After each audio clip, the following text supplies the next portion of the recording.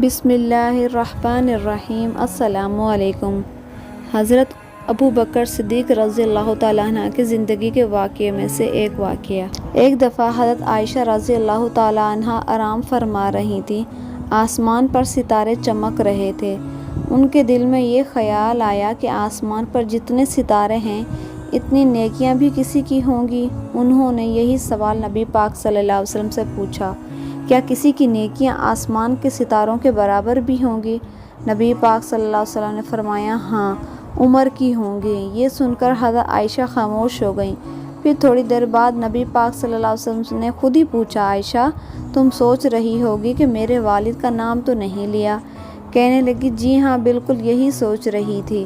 فرمایا، عائشہ رضی اللہ تعالیٰ عنہ، ان کی بات کیا ہی سوچتی ہو؟ ان کی تو غار ثور میں گزری ہوئی ایک رات کی نیکیاں آسمان کے ستاروں سے بھی زیادہ ہوں گی۔ سبحان اللہ۔ حضرت عمر اپنی زندگی میں حضرت ابو بکر سے کہا کرتے تھے، آپ میری ساری زندگی کی نیکیاں لے لیجئے اور مجھے غار ثور والی 3 راتوں کی نیکیاں دے دیجئے، کیونکہ مجھے ان 3 راتوں کی نیکیاں اپنی ساری زندگی کی نیکیوں سے زیادہ نظر آتی ہیں۔ عشق و محبت نے ان کی نیکیوں کو کس قدر قیمتی بنا دیا تھا۔ سبحان اللہ۔